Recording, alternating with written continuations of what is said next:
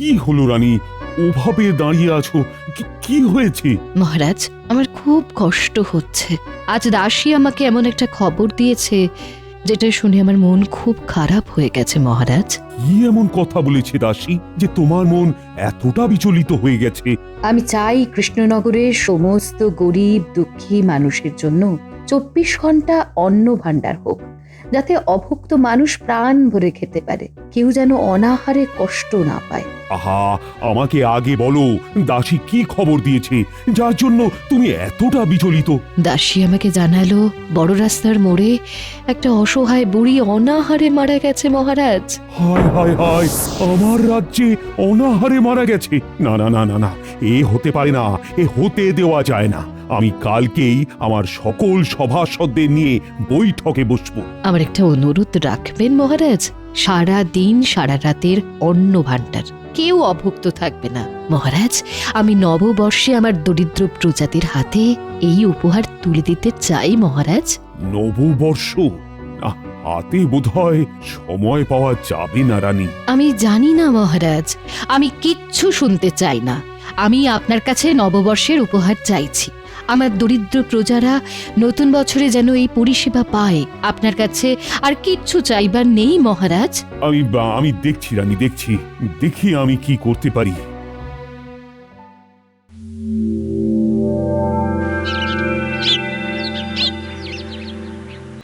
গিন্নি, ভাত বাড়ো, খুব দেরি হয়ে গেছে। কিরে মা, কেমন আছিস? আমি এসে গেলাম নতুন বছরটা তোদের সাথে কাটাতে। হ্যাঁ, ব্যাস, গিন্নির এখন শখের প্রাণ গড়ের মাঠ। নাও, তোমার মা এসেছেন। এই যে বলি, আমার মা, আমার মা কি তোমার কেউ হয় না নাকি? ইমা, কেন হবে না? অসুরি মা, থুরি, শাশুড়ি মা বলে কথা। কি বললে?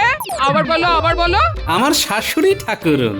একটু নাটক তো করতে হবে দাম্পত্য জীবনকে মসৃণ রাখতে। আসুন শাশুড়ি ঠাকুরুন, আপনার পায়ের ধুলো দিন। থাক থাক থাক থাক বাবা, অতি ভক্তি চোরের লক্ষণ। হ্যাঁ, সে আমাকে চোর বলুন, চৌকিদার বলুন, আপনার যা ইচ্ছে তাই বলে ডাকুন। কিন্তু আমার অচলা ভক্তি সচলা এবং সবলা দেবীর পায়ে সর্বদা আছে। কই গো, দাও গিন্নি, এবার হাসি মুখে খাবার দাও, রাজসভায় যাই। দিচ্ছি দিচ্ছি।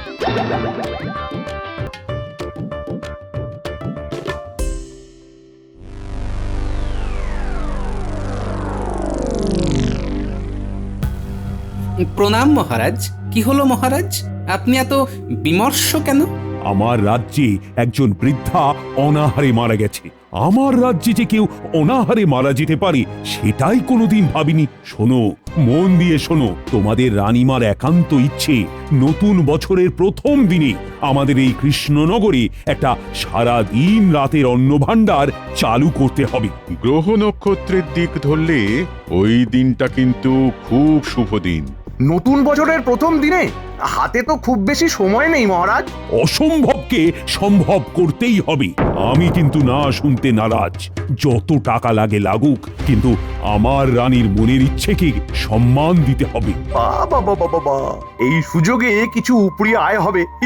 মহারাজ খুব বিপদে পড়েছে। মহারাজ যত বিপদে পড়বেন আমার তত সুবিধে।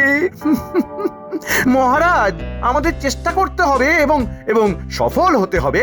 মহারাজ, এই কাজটা রানীমার কাজ। রানীমার কাজে কোনো ঢিলেমি চলবে না মহারাজ। আমি দায়িত্ব নেব। তুমি দায়িত্ব নেবে? তুমি এসবের কিছু বোঝো? কত ঝামেলা, কত ঝঞ্ঝাট। মহারাজ, আমি আমি কাল থেকেই কাজ শুরু করে দিচ্ছি। বাবা, বড্ড তাড়া দেখছি। একটু আগে তো আশঙ্কা প্রকাশ করছিলেন, তার মানে কিছু তো ব্যাপার আছে। আমি ছেড়ে দেব না মহারাজ। আমিও রানীমার এই কাজে যুক্ত থাকতে চাই।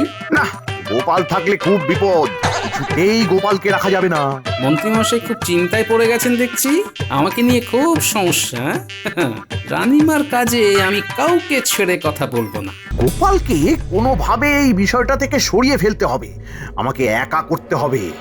এইখান থেকে অনেক পাওয়ার আছে। মন্ত্রী, তাহলে কাল থেকেই শুরু করে দাও। আর গোপাল, তুমি তো রানীমার খুব স্নেহের, এই কাজটা যাতে সুষ্ঠুভাবে হয় সেটা দেখার দায়িত্ব তোমার। আমি আমার সবটুকু দিয়ে চেষ্টা করব মহারাজ। আচ্ছা, একটা প্রশ্ন ছিল। বলো বলো তুমি, কি তোমার প্রশ্ন? মহারাজ, এই অন্ন ভাণ্ডারটা গড়ে উঠবে কোথায়? কেন, নদীর ধারে ওই পরিত্যক্ত মাঠে, ওখানেই শুরু হবে। মায়ের অন্ন ভাণ্ডার। বাহ, নামটা খুব ভালো হয়েছে, মায়ের অন্ন ভাণ্ডার।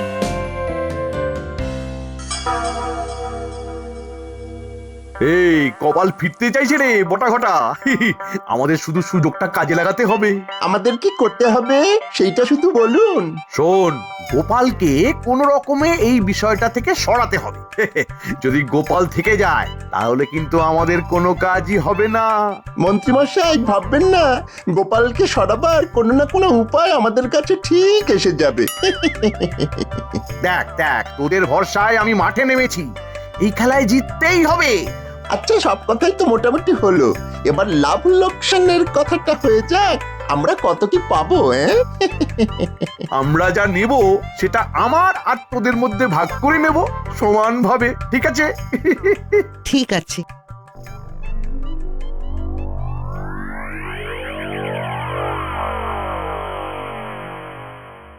কিচ্ছু ঠিক নেই মহারাজ। মন্ত্রীমশাইকে আমি ঠিক বিশ্বাস করতে পারছি না। আমার মনে হয় এই মায়ের অন্ন ভাণ্ডার নিয়ে মন্ত্রীমশাইয়ের অন্য কোনো উদ্দেশ্য আছে। ওই জন্যই তো তোমাকে মন্ত্রীর সাথে রাখলাম। খাজাঞ্চিকে বলা আছে, মায়ের অন্ন ভাণ্ডারের খরচের অর্থ সব তোমাকে দেওয়া হবে, তোমার হাত থেকেই সমস্ত খরচ হবে। ঠিক আছে মহারাজ। তুমি তোমার মতো বিশ্বাসী লোক জোগাড় করো, কাল থেকে কিন্তু কাজ শুরু করে দাও। ঠিক আছে মহারাজ, আজ তবে আসি। এসো এসো।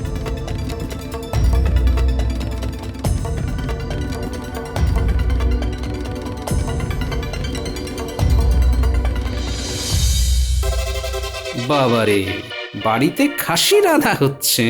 খাসির গন্ধে তো সারা পাড়া একেবারে ম করছে। আচ্ছা, খাসি কে খাবে? শাশুড়ি ঠাকুরন তো বিধবা। তাহলে তাহলে কি অপগণ্ড শ্যালক এলো? যাই তো দেখি।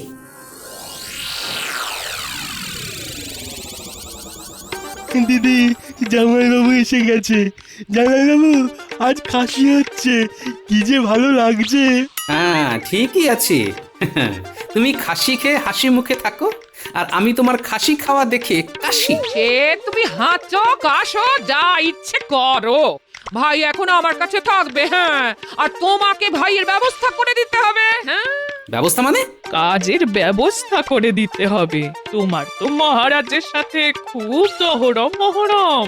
তা আমি কি ব্যবস্থা করব? আর তাছাড়া আপনার ছেলে বড় নড়ে ভোলা, কাজের কাজ তো কিচ্ছু করে না, নড়ে আর ভুলে যায়। দিদি দেখ, জামাইবাবু কি সব বলছে, আমি নাকি নড়ে ভোলা।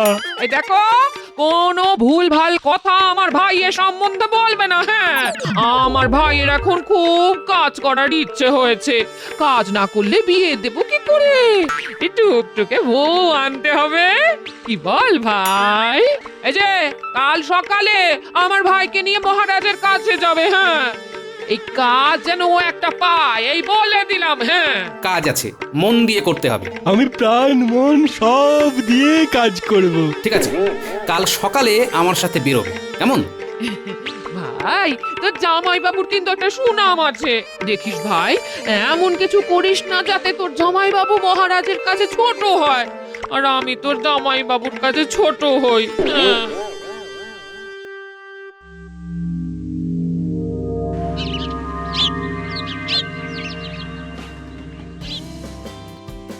রানী, তোমার মনের ইচ্ছে মতো মায়ের অন্ন ভাণ্ডার এখানেই শুরু হবে। আজ থেকেই কাজ শুরু হচ্ছে। মূলত গোপাল আর মন্ত্রী দুজনের দায়িত্বে কাজটা শুরু হবে। আমি পুঁটি, ন্যাপলা আর গুলটের বাবাকে কাজে লাগাচ্ছি। গোপাল, কাজটা যেন নতুন বছরের প্রথম দিন শুরু হয়। রানীমা, এটা শুধু আপনার কাজ নয়, এটা আমাদের সকলের কাজ। আমরা সবাই মন প্রাণ দিয়ে করব রানীমা। রাত দিন, দিন রাত এক করে দেবো রানীমা। বাবা, সব ভালো ভালো কথাগুলো ওরা বলে নিলে আমার জন্য আর থাকবে কি? রানীমা, আমি যখন আছি ধরে নিন কাজটা হয়েই গেছে। ওটাই তো চিন্তার মন্ত্রীমশাই। এই যে একেবারে বটা ঘটাকে সাথে করে নিয়ে চলে এসেছি। বটা ঘটা, রানীমা আর মহারাজকে প্রণাম করে কাজে লেগে পড়। প্রণাম রানীমা, তাহলে আমাদের কাজ শুরু করে দিই। পুটির বাবা, গুলটের বাবা, ন্যাপলার বাবা, তোমরা প্রথমে আজকের মধ্যে নদীর ধারটাকে একেবারে পরিষ্কার করে ফেলো। গোপাল দাদু, আমরা কিছু করব না? না রে মা, তোরা তো খুব ছোট, তোরা শুধু দেখবি। না, একটা কাজ তোদের দেওয়া যায়। দিন না রানীমা, আমরা তো কাজ করতেই চাই। ঠিক আছে, তোরা একটা কাজ কর, রাজবাড়ির হেঁসেল থেকে সবাইকার জন্য খাবার নিয়ে আয়। তারপর সবাইকে খাবার সময় হলে খেতে দিবি, ঠিক আছে? হ্যাঁ, ঠিক আছে রানীমা। উফ, কি ঝামেলা রে বাবা, কিছুতেই মূল জায়গায় ঢুকতে পারছি না। মহারাজ, এবার তাহলে কাজের কথা হয়ে যাক। কিছু অর্থ লাগবে। হ্যাঁ, তা তো লাগবেই। আর এই অর্থ ছাড়া কি কিছু হয়? তা কত লাগবে হিসেব করে বলো। বটা ঘটা, আজকে কত লাগতে পারে? আজ আমাদের 500 মোহর লাগবে। খাজাঞ্চি, গোপালের হাতে 500 মোহর দিয়ে দাও। মন্ত্রী, গোপালের হাতে কিন্তু সব হিসেব দিয়ে তবে মোহর নেবে। যা চলে, কিন্তু পুরো ঘুরে গেল। পেট মোটাটাকে কিভাবে তাড়াবো? মহারাজ, আরেকটা নিবেদন আছে। এ আমার শ্যালক, একে কি কাজে লাগানো যেতে পারে? আরে গোপাল, নিশ্চয়ই কাজে নেবে। তোমার শ্যালক তো আমার নিজের লোক। নিয়ে নাও, নিয়ে নাও, কিন্তু কাজ যাতে ঠিক সময়ে হয়। প্রণাম মহারাজ, প্রণাম রানীমা। নাও, তোমরা কাজ শুরু করো। দিনের শেষে সবাই মজুরি পাবে। নিন পণ্ডিত মশাই, আপনার ভিত পুজো শুরু করুন। রানীমা, এই নারকোলটা ফাটিয়ে দিন। কোনো কাজে নারকোল ফাটানো খুব শুভ। দিন পণ্ডিত মশাই।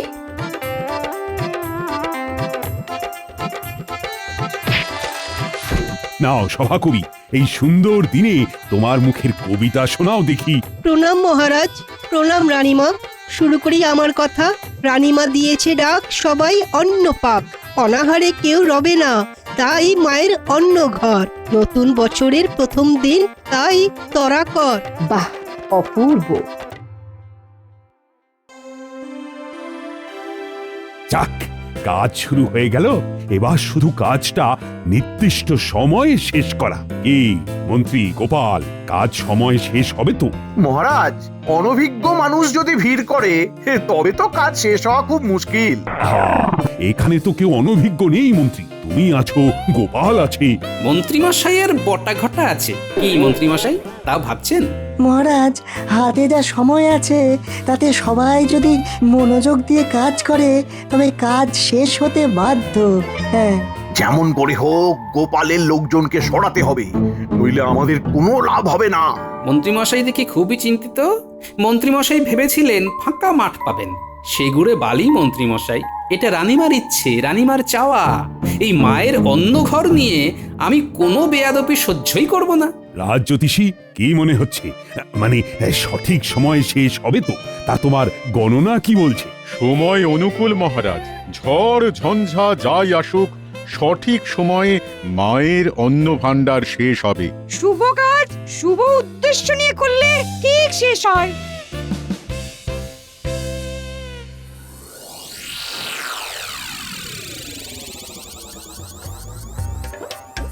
বাবা, তোমরা খেয়ে নাও। বটা কাকা, ঘটা কাকা, খেয়ে নাও। খাবার খুব গরম আছে। এসো এসো, সবাই খেয়ে নাও। শাল্লা বাবু, নাও নাও, তুমিও বসে পড়ো। ও বটাদা, আরে তোমরা এখানে এসো। ওখানে ওভাবে দাঁড়িয়ে থাকলে কি হয়? নাও নাও নাও, খেয়ে নাও, খেয়ে নাও। খেয়ে দে আবার তো কাজ শুরু করতে হবে। যাচ্ছি গো পুরীর বাবা, হাত মুখটা ধুয়ে আসি। চল ঘটা, চল। এইভাবে হবে না। তাহলে কি করব? আজ কিছু হবে না, আজকে কাজ করে যেতে হবে। আজ রাতে মন্ত্রীমশাইয়ের সাথে বসতে হবে। গোপালের শ্যালক মানে শালা বাবুকে একটু বাজিয়ে দেখবো। আমার মন বলছে হ্যাঁ, গোপালের শ্যালক কিন্তু আমাদের কাজে দেবে। আমারও তাই মনে হয়, অভিজ্ঞ চোখ তো। চল খেতে খেতে কথা বলি। চল চল। ঠিক কথা, বেশিক্ষণ এখানে থাকা যাবে না। চল চল চল।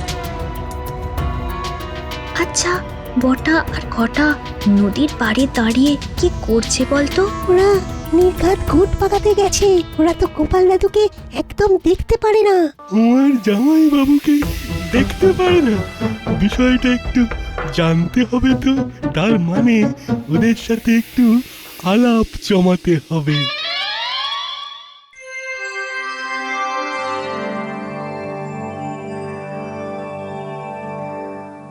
সকালবেলায় কেমন ফাঁকা মাঠ ছিল, এখন কেমন একটা ঘর ঘর লাগছে। আর একটু বড় হবে, তারপর মাথায় ছাদ। বাবা, শেষ হতে আর কতদিন লাগবে?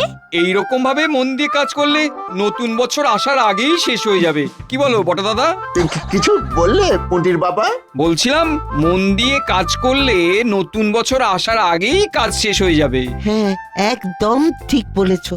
আচ্ছা, গোপাল দাদুর শ্যালক বটা ঘটার সাথে চুপি চুপি কি কথা বলছে? না, গোপাল দাদুকে সব বলতে হবে দেখছি। জানো না তো, আমার জামাইবাবু একটা জিনিস খুব কিপটে, পিঁপড়ের পিছন টিপে টিপে খরচ করে, বাড়িতে এলেই ঝামেলা করে। তুমি আমাদের সাথে থাকো, মন্ত্রীমশাইয়ের হাতকে শক্ত করো।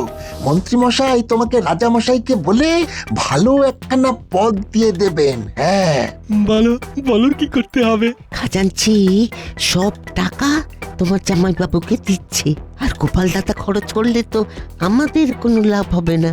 যেমন করেই হোক ওই গোপাল দাদাকে মহারাজের চোখে ছোট করতেই হবে, একটা বদনাম।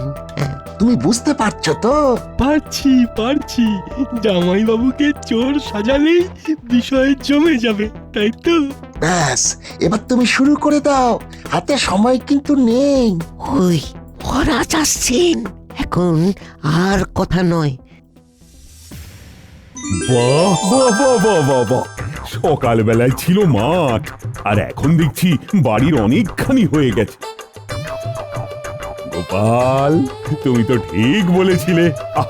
আজ না আমার সত্যিই বড় আনন্দ হচ্ছে। খাজাঞ্চি, তুমি গোপালের হাতে আরো মোহর দাও, আর কাল আরো লোক নিয়ে কাজ করাও। পুটির বাবা, বটা ঘটা শুনলে তো? ভিন গ্রাম থেকে আরো লোক নিয়ে এসো, কাল সকালে আমি এখানে আরো লোক দেখতে চাই। ঠিক আছে গোপাল দাদা। জামাইবাবুর হাতে কত মোহর, ওই লাল থলিটা হাতাতেই হবে। গোপাল দাদু শ্যালক কিরকম লোভীর মতো মোহরের থলিটার দিকে তাকিয়ে আছে, সব বলবো। গোপাল দাদু, তোমার সাথে একটা কথা আছে।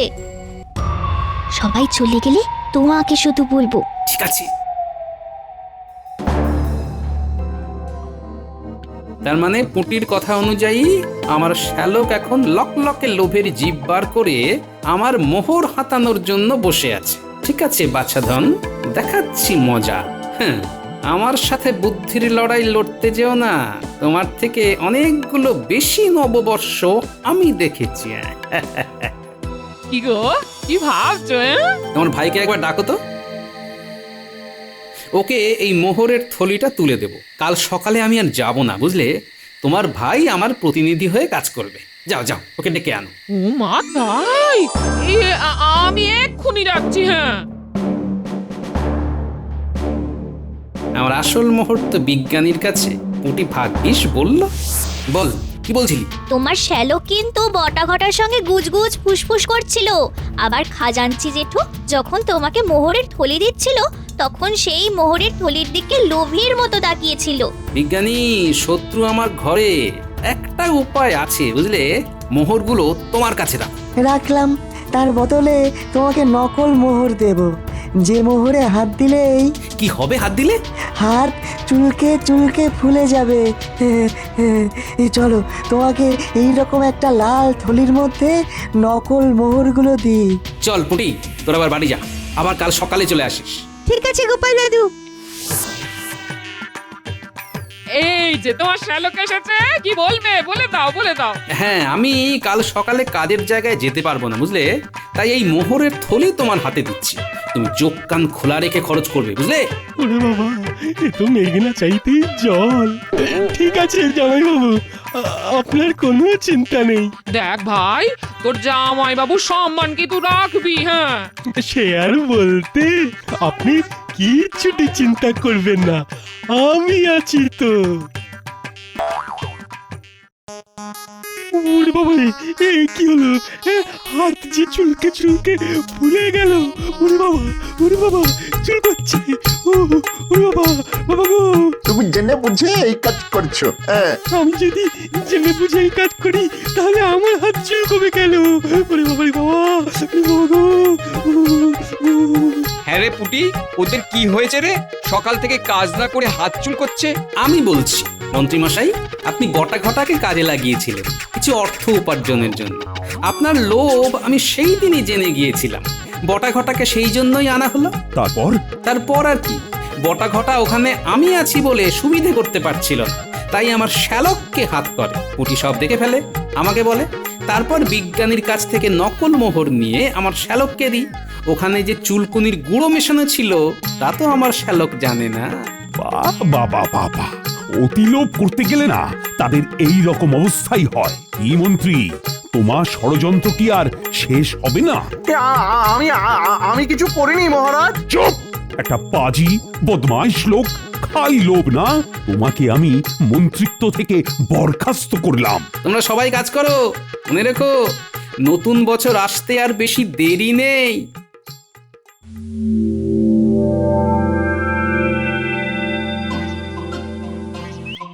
এই নাও রানী, তোমার নববর্ষের উপহার। অনেক ধন্যবাদ মহারাজ, আপনাকেও শুভ নববর্ষ। প্রণাম রানীমা, নতুন বছরের প্রথম দিনের প্রণাম আপনাদের মহারাজ। আমার গিন্নি এসেছে আপনার সাথে কথা বলবে বলে মহারাজ। হ্যাঁ বলো গোপাল বউ। মহারাজ, আমার ভাইয়ের অপরাধের জন্য আমার খুব খুব লজ্জা হয়েছে মহারাজ। আপনি আমাকে যেন এই ভুল বুঝবেন না। এই নববর্ষের প্রণাম নেবেন মহারাজ।